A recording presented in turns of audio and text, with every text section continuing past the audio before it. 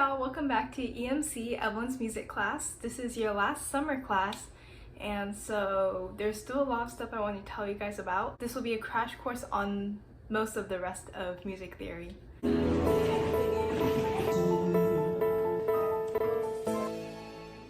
So today we'll be learning about time signatures, steps and accidentals, reading a piano, major scales, and key signatures. We're going to move on to that now. So time signatures. Last time when I was teaching you guys music theory and counting, we used 4/4, so that meant there were 4 quarter notes per measure. How do you read this? This is called 4/4 because it is like a fraction. So when you look at the bottom, you'll be like, okay, this is like 1/4, and so that means quarter note. And at the top, it's also 4, and that's the number of beats per measure.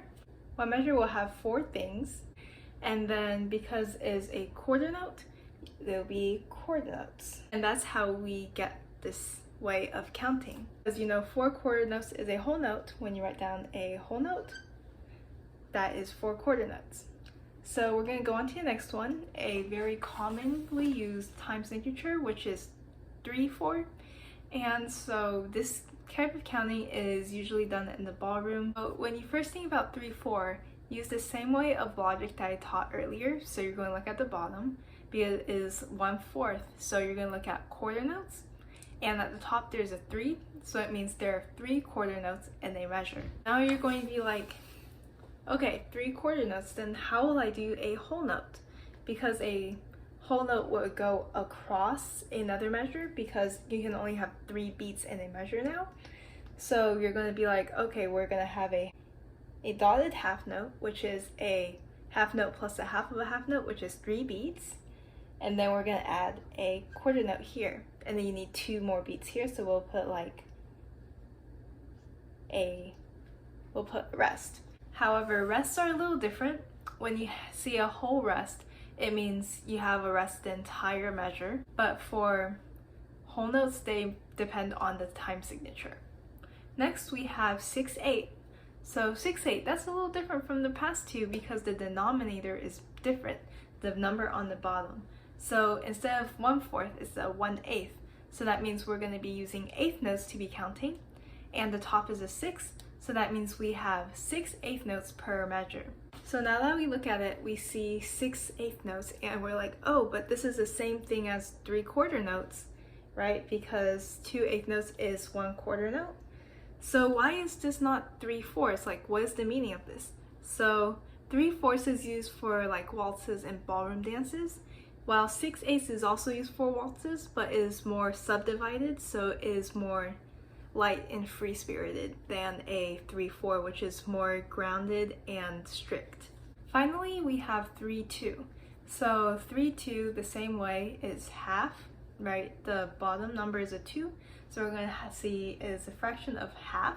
That means we're going to use half notes inside of here, and then we're using 3 on top, so that means there are 3 half notes inside a measure. Then if we want to do something else similar, we can be like, okay, a whole note, because we know that is 2 half notes, and then we want to fill in the rest of the time, so we have a half note, and that'll fill up the same exact time as 3 half notes. So composers use different time signatures to create a different sound or a different effect on their music. If you want to write your own music, you can play around with the different time signatures and you can create different vibes. Okay, now that we're done with time signatures, we're going to move on to steps and accidentals. Now we're going to be talking back to pitches of notes, which we haven't done in a while, but we're going back. An accidental is what causes a note to change pitch, either half a note higher or half a note lower. A half step is a change of a semitone. So these are the different accidentals you'll see. One is a sharp, one is a flat, and one is a natural. So a sharp is going to raise a note by a semitone, while a flat is going to lower a note by a semitone, and a natural is going to cancel out either a sharp or a flat. That has been previously said. So for example, a sharp is like a hashtag, and then a flat is like a B, and then a natural is like a trapezoid. We have a note and we add this thing next to it. That means we're going to have this note and we're going to raise it up half a note. And then the same thing, a flat, you're going to lower it half a note, and a natural, we have the same note right after. And then usually it's going to carry on if it's in the same measure. So then we're going to have a sharp, then that means this is also sharp unless we add a natural to it. So if we add a natural to it, that means this thing is stopped right there. And then if you add a flat, it'll be the same, it'll also be changed. So this will bring this same note, not this note, but this same note down a semitone. And then it's good to know that a whole step is 2 half steps. Okay, now I'm going to tell you guys how to read a piano, because most people, when they learn music, they use it on a piano. So I first started teaching you guys on a violin, which may have been a little inconvenient. The open strings, which are like the easiest notes to get, are G, D, A, and E, and then pianists will usually look for the note middle C. That probably doesn't make any sense, so I will be teaching you guys how to look for notes on a piano. As you can see, there's like 2 black notes, and then there's 3, and then there's 2, then there's 3, and this goes on for like the entire piano.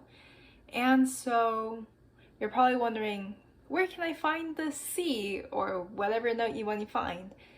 So you already know how to read music, so you're going to always remember the note at the bottom of the first of the pair over here, the first white key. This is called a C. And then you just keep going up. So you're going to be like, okay, C, what comes after C? D, and then you're going to continue on. So it'd be like C, D, E, F, G, A, because remember, it doesn't go past G. And then you're going to be like, so what are the black keys? So as I told you before, we have sharps and flats. So when you go up a semitone from C, you're going to go to C sharp. So this is C sharp, and then you can go on to D sharp, and then this will be E sharp, the F, and then this is F sharp, G sharp, A sharp, and it'll continue on. Where are the flats? So this is different. You're going to go backwards now. So when you go flat, you go down a semitone. So you go from D, you go down a semitone, so you have D flat. So it's the same key, it's just like a different thinking. So this is also D flat, and then it's the same thing as you go up and down. Now that we know how to read a piano, we're going to go next to our next lesson, and we're going to learn about major scales. So there are 2 types of sounds. You can have a minor key or a major key. So what is the difference between these 2? A major key is more happy and a minor key is more sad. So if you want a happy sounding song, they're always major key, and then when you want one that's like more about like heartbreak, stuff like that, it's usually a minor key. Billie Eilish's songs, many of them are in minor key. That's why it sounds really dark. You just imagine dark when you listen to her music, like I do. So now we're going to go into scales. We're gonna first start with the C major scale. So we're only gonna do majors in this lesson. So there's a pattern that you want to know is whole, whole, half, whole, whole, whole, half. When you start on a C over here, and then you're going to go up, whole, whole, and then you go half step, because these are right next to each other, so it's a half step. And you're going to go whole step again, whole, whole, whole, and then half step. And then this works for any kind of key. This is going to show you that when you have a scale, it's going to sound different when you change where you start. For example, if you start on C,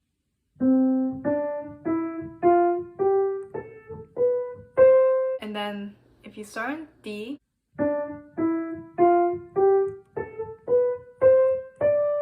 and so you realize that you need sharps and flats to make it still sound like a scale.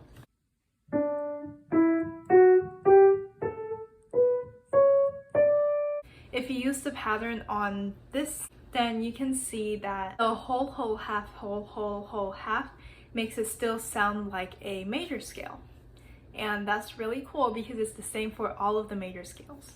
Finally, we're going on to key signatures. A key signature is used to write down all of the sharps and flats or accidentals used inside a scale. So if we were going to do a E flat major scale, you're going to have all of the accidentals moved to the left. It will automatically be added into the notes to the right. We're going to have C minor, which has 3 flats. So as you can see, it starts on the C like a C major scale would, because this is, remember, E, every good boy deserves fudge. So if you go down a little, 2 before E is C, so this note is a C, and then you have to go, when you go up, it's D, E, but when you have an E, it will sound wrong, so you need a half step. So the E will be a flat, and then you have whole, whole, whole, half. If you want to key that C minor, a sad song, you can move these flats to the beginning, and then it'll stay there. And then so this tells both the player and the composer that this will be on C minor if they see the number of flats over here. And then they'll just have to remember the flats that they will have to play as time goes on. And then the composer will no longer have to keep drawing in the flats to make the song sound correct. So we can erase the flats, and then we can move them to the left. We put over here, we have flat over here on the E because there was an E flat, and then a flat on the B because there was a B flat, and then a flat on the A because there was a flat. After this, you can write down any note that you want. And so you have these notes, and then you'll be like, okay, well, I need to play a flat. So you just follow them to the back, and you'll be like, so far no, oh, over here, over on this space, there is a flat, so you're gonna see, and you'll be like, okay, this has a flat. And same with this note on the line, because there is a B flat, so this thing is also a flat. And it applies to the entire song unless there's a change in the key. And so now you know how to read music, and you can apply this to the piano because I also taught you guys that. So hopefully you guys can continue on and do this in your own homes on like either a keyboard or online. Like GarageBand has like pianos inside of them, so you can like download an app and practice some piano on there, because now you can read notes and you know what you want those notes to sound like. And so good luck on your endeavors, and thank you so much for tuning in.